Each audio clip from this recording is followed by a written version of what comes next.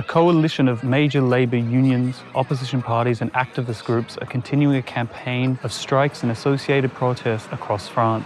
On January 31st, 2023, millions of people have again gone on strike to increase the pressure against Emmanuel Macron's government plans to raise the retirement age 2 years to 64. CGT Labour Union counted more than 500,000 protesters in Paris and more than 2 million all over the country, which was a higher turnout than the earlier January 19 demonstration. Schools, transport networks, electricity production output and oil deliveries were all affected. Aujourd'hui, on revendique une réforme des retraites juste et équitable, donc qui repousse pas l'âge de départ, qui prennent en compte toutes les annuités cotisées et surtout la pénibilité pour nos métiers. Dans notre branche, il y a beaucoup de métiers pénibles, notamment au niveau de la sidérurgie ou des usines, et on peut difficilement aller jusqu'à 64 ans. Il faut prendre en compte cette pénibilité. C'est sûr qu'il faut faire quelque chose sur la réforme des retraites, il ne faut pas s'en cacher. Par contre, nous, on reste persuadés que le report de l'âge, ce n'est pas le bon paramètre, qu'il faut toucher plutôt sur le paramètre des cotisations. Mais avec les années qui viennent, dans tous les cas, les jeunes rentrent plus tard dans le marché du travail, et donc ils devront déjà travailler plus tard. Donc il faut aussi prendre en compte cette donnée avant de tout modifier. Ce gouvernement, il n'entend pas les partenaires sociaux et qu'il fait un peu en force. La place aujourd'hui d'autres organismes, il n'y a pas que les députés, les sénateurs et le gouvernement. On devrait entendre tous les partenaires sociaux et ce n'est pas le cas. Ça n'a pas toujours été facile avec les gouvernements, on n'est pas toujours entendu. Mais il y avait plus de dialogue, quand même plus d'écoute. Et aujourd'hui, clairement, on est sur son idée initiale, il n'a rien changé. Pourvu qu'on soit nombreux. Bénéfice pour moi, pour mes enfants, pour l'ensemble des salariés, parce que voilà, mes petits-enfants, et voilà, moi, ma retraite, ça va me suffire, hein, même si j'ai un petit peu, voilà, mais le problème c'est que c'est pour mes enfants, mes 4 enfants, donc ça fait mal au cœur de rajouter encore 2 ans, 3 ans chaque fois, parce que voilà, le président, il est encore jeune, il va gagner bien sa vie jusqu'à la fin de sa retraite, jusqu'à sa fin, jusqu'à sa mort, mais le problème c'est nous, c'est nos enfants. Il n'y a pas d'espoir avec ce président qui donne le pouvoir au patron. Nous, on est écrasés maintenant, on est au niveau bas, donc c'est trop, on ne peut plus. Voilà, moi je souffre au travail, mais il n'y a personne à l'écoute, ni médecins de travail, ni centre médical, ni la hiérarchie, personne, parce que M. Macron, il a donné trop de l'importance, trop de pouvoir au patron. Mais les salariés, ça y est, ils sont battus. Et ça va être de pire en pire. Voilà, il n'y aura pas d'arrangement, il n'y aura pas, parce que ce président, il ne voit que lui-même, il ne voit que les gens qui sont riches, mais il ne voit pas les gens qui sont pauvres, qui souffrent, qui se réveillent à 4h, à 3h du matin pour aller travailler et qui rentrent chez eux à minuit 30, à 1h, à 3h, à 4h. Donc tout ça, ils ne le voient pas. Donc c'est nous les victimes. Hein. Et les patrons, ils se prennent pour des héros maintenant. Ils ont le droit de faire ce qu'ils veulent des salariés. Et c'est les salariés qui subissent. On lâche rien. On est venu défendre le projet, notre contre-projet par rapport à la réforme des retraites, parce qu'on considère que c'est quand même un projet injuste et on souhaite vraiment faire entendre notre voix. C'est la mesure d'âge, on considère qu'elle n'est pas du tout nécessaire aujourd'hui et on souhaite que le gouvernement revoie sa copie. Puisque effectivement, cette mesure, il faut croire que c'est pour financer le déficit des retraites, mais en réalité, c'est pour financer d'autres types de déficits, comme la fonction publique et autres. Et nous, on ne souhaite pas que les salariés, ce soit eux qui payent les réformes de ce gouvernement. Parce qu'on voit bien qu'ils veulent arriver à une retraite par capitalisation. Et nous, c'est justement, on souhaite garder notre système par répartition. Et quelque part, c'est un combat qu'on va mener et on ne souhaite pas devenir les États-Unis. Justement, non.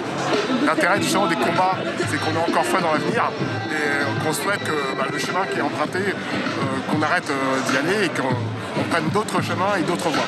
On souhaite que la solidarité, l'entraide, que ce soit des valeurs qui soient plus en compte par rapport au profit, par rapport au capital. Et donc Donc ça, c'est un souhait qu'on a tous. Hein. C'est pour ça qu'on se réunit tous ensemble, tous soudés, tous solidaires. Et on souhaite que le gouvernement nous entende et qu'il arrête ces projets qui profitent qu'un petit nombre de personnes très riches dans le pays.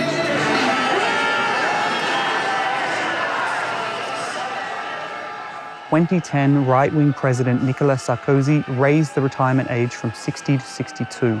Macron's current right-wing government has proposed sweeping reforms in similar vein that were initially halted by the COVID-19 pandemic. But now with the lockdowns and the 2022 election win behind him, Macron has attempted again with the reforms. A poll by the Opinionway survey group showed that 61% of French people supported the protest movement, a rise of 3% from January 12.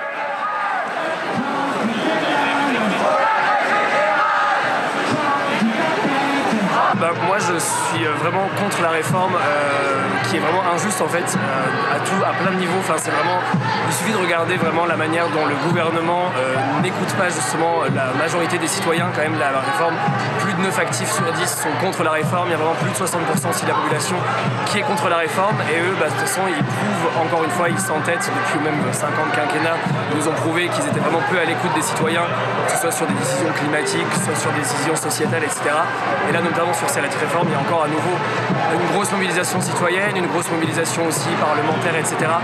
contre cette réforme hyper injuste. Mais il y a vraiment une non-écoute qui fait que les seules manières maintenant de se mobiliser, c'est d'être très très très nombreux et nombreuses dans la rue et d'avoir vraiment une sorte de convergence des luttes dans plein de secteurs différents. On ne peut plus vraiment espérer qu'il n'y ait qu'une partie de la population qui se mobilise. Il faut vraiment qu'on soit toutes et tous là, que ce soit les jeunes, les vieux, les personnes qui bossent dans les hôpitaux, les profs, les personnes LGBT, les personnes qui luttent aussi pour le climat. Enfin voilà, il y a vraiment une intersection à gérer pour vraiment montrer et créer un rapport de force dans la rue, parce que de toute façon, ils ne nous écoutent pas autrement.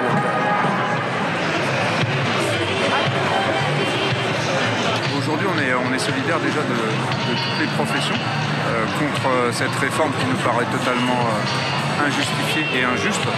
Et en plus, les sapeurs-pompiers qui bénéficient, de par la dangerosité de notre métier, d'un statut particulier. On est là aussi pour nous également, bien sûr. Mais encore une fois, on est là par solidarité également pour l'ensemble des professions. Il y a la relation avec les gens qui a changé, la société évolue. Les sapeurs-pompiers font de plus en plus en effet face ou à des dangers dans le cas des interventions ou à de la gestion compliquée de relations humaines. Après, la relation avec l'État d'un côté vient poser des médailles sur nos cercueils et à la fois est incapable de reconnaître la dangerosité comme il se devrait, une pseudo-reconnaissance. Et cette réforme nous démontre encore une fois combien il y a un manque de respect total pour l'engagement qui est le nôtre. Aujourd'hui, un sapeur-pompier professionnel en Europe a un âge moyen de décès de 66 ans. La moindre des reconnaissances, ça aurait été de le reconnaître au travers de cette réforme des retraites, ce qui n'est pas le cas. On est face à un gouvernement qui dialogue, mais qui dialogue pour faire parler les gens. Le dialogue, ça veut dire qu'il y a une prise en compte de ce qui est dit en face. Si c'est juste pour faire parler les gens, ça n'a pas de sens. Voilà, aujourd'hui, c'est un gouvernement qui fait beaucoup parler, ça c'est sûr, hein, puisqu'ils mettent en avant le fait d'avoir fait des réunions, mais si c'est juste pour laisser parler les gens sans pour autant les entendre, c'est pas de la négociation, c'est pas du dialogue, ça. C'est juste c'est de la communication, ça s'appelle. The government has since failed to backtrack on the reforms. There was a significant police presence at the demonstration, which ended with clashes with protesters, the use of tear gas and some arrests. More nationwide general strikes and protests are planned further in February.